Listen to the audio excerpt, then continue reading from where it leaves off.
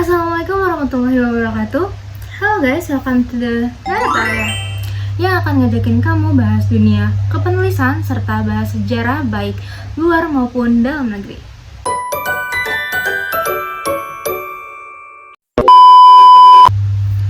So guys, di video kali ini aku akan ngajakin kalian bahas 5 tingkat atau 5 gelar bangsawan di kerajaan barat khususnya Eropa. Apa aja sih?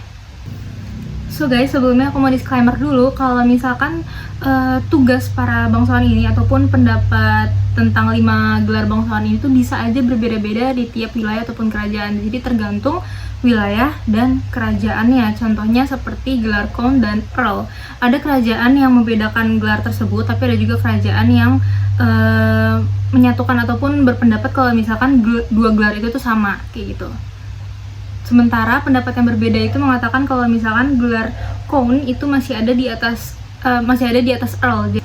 Nah guys, perlu kalian ketahui kalau misalkan di kerajaan Eropa itu nggak hanya keluarga kerajaan saja yang memiliki label darah biru, tapi keluarga-keluarga lain yang berpengaruh atau yang biasa disebut dengan bangsawan itu mereka juga memiliki julukan darah biru. Nah, keluarga bangsawan inilah biasanya mereka memiliki tingkatan ataupun gelarnya masing-masing. Jadi nggak semua bangsawan itu setara guys. Nah, biasanya di kerajaan Eropa kayak misal Inggris atau Prancis itu mereka biasanya tuh punya 5 gelar yang digunakan. Yang pertama ada gelar Duke paling tinggi, yang kedua gelar Marquis, yang ketiga gelar Count, Count atau Earl ya. Terus yang keempat itu gelar Viscount, dan yang kelima adalah Baron. Lalu kita masuk ke gelar yang pertama, yaitu gelar Duke. Nah, gelar Duke ini adalah gelar yang paling tinggi di antara gelar-gelar yang lain, karena gelar ini tuh berada tepat di bawah raja. Nah, gelar Duke ini biasanya tuh yang bisa dapat gelar ini tuh adalah dari kerabat kerajaan, jadi dia otomatis punya darah kerajaan juga. Tapi ada juga bangsawan yang dikasih secara langsung gelar ini karena alasan ya entah dia memiliki pengaruh besar ataupun jasa yang besar. Nah, yang kedua, gelar Duke ini juga merupakan pemimpin di sebuah wilayah ataupun provinsi sebuah negara atau kerajaan. Jadi kalau di Indonesia ini gelar Duke ini nih kayak gubernur lah jatuhnya ya. Dan berikutnya yang ketiga, gelar Duke ini tuh juga memiliki tanggung jawab di bidang pemerintahan dan militer. Jadi dia tuh kayak tangan kanan raja lah jatuhnya. Kayak dia juga suka memberi nasihat-nasihat pada raja mengenai pemerintahan maupun militer. Dan yang perlu kalian tahu mengenai gelar Duke ini, mereka tuh gelar ini tuh nggak hanya memiliki satu tingkatan gelar aja, maksudnya kayak Duke aja gitu, terus Count aja gitu, enggak. Tapi Duke ini tuh memiliki tingkatannya tersendiri. Dia ada 3 tingkatan. Yang pertama tuh ada Grand Duke, yang kedua ada Archduke, dan yang ketiga baru Duke. Tapi nggak semua kerajaan pakai 2 istilah atau 2 gelar tadi ya guys. Dan gelar Duke ini tuh juga punya panggilan penghormatan. Kayak misal kalau raja itu kan biasanya dipanggil Your Majesty, tapi kalau misalkan Duke ini mereka dipanggilnya Grace, jadi my Grace kayak gitu. Dan guys, untuk sebutan gelar Duke tapi versi perempuannya adalah Duchess. Jadi kalau misalkan perempuan naik gelar misal menggantikan posisi ayahnya, itu dia dipanggil Duchess. Begitu juga dengan misal seorang Duke menikahi perempuan, nah perempuan itu istrinya bakal dipanggil Duchess. Jadi Duchess ini kayak versi perempuannya si Duke.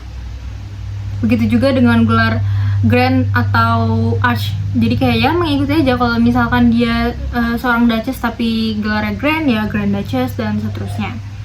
Lalu kita memasuki gelar kedua, yaitu gelar Marquis. Nah, gelar Marquis ini biasanya mereka tuh memiliki wewenang di daerah-daerah perbatasan, pokoknya daerah-daerah yang berhubungan bau-bau militer gitulah.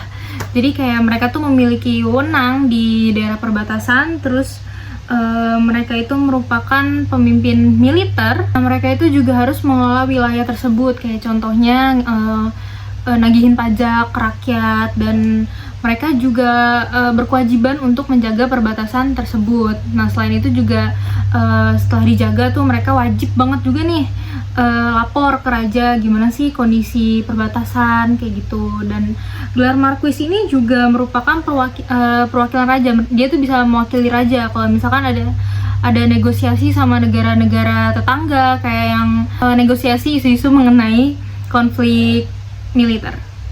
Lalu gelar marquis versi perempuannya adalah marchioness.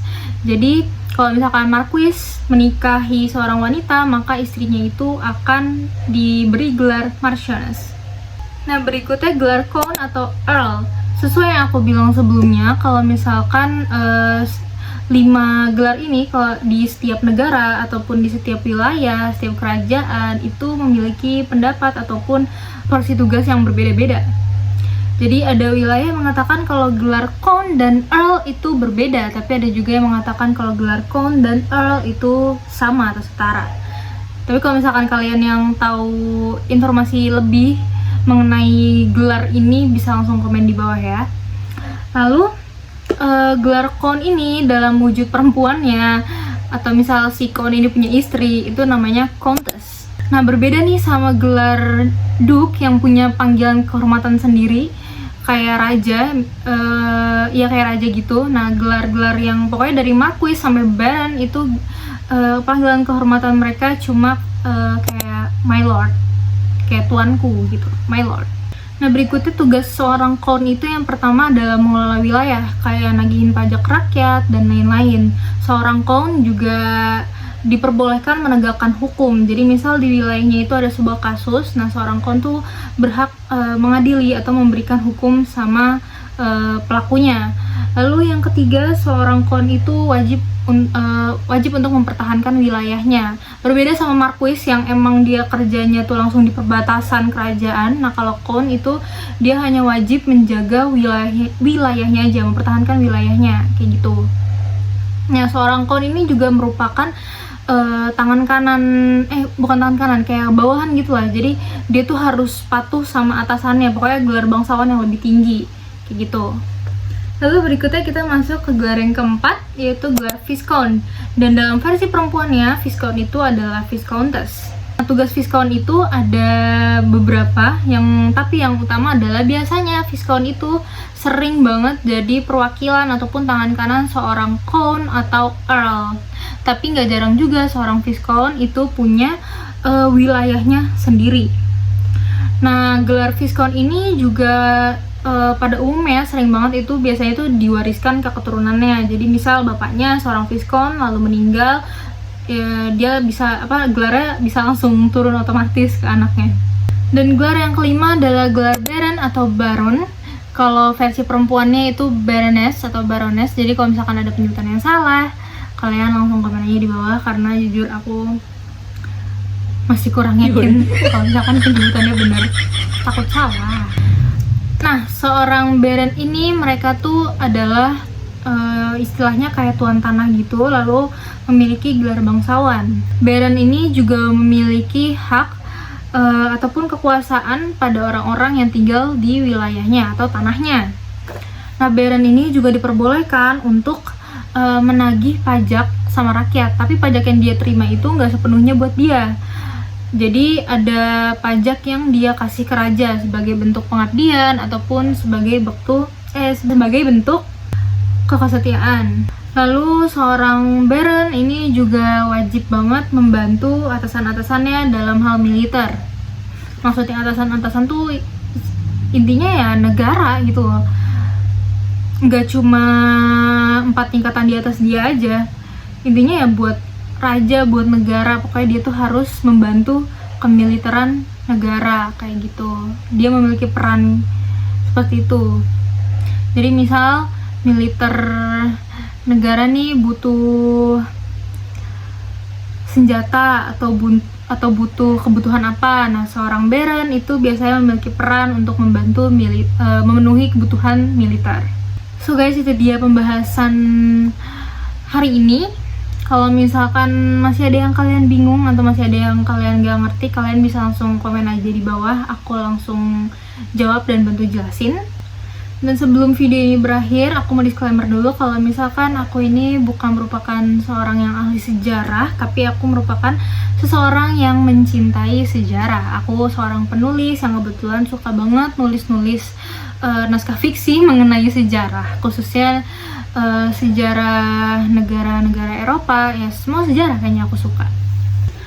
Aku juga mau minta maaf kalau misalkan ada kalimat aku atau kata aku yang kurang berkenan di hati kalian, dan mungkin ada informasi ataupun poin-poin yang aku sampaikan tadi dan ternyata tuh kurang konkret. Kalian bisa tolong bantu jelaskan di kolom komentar karena aku pun masih belajar. So guys, thank you for watching and see you in the next video. Bye bye.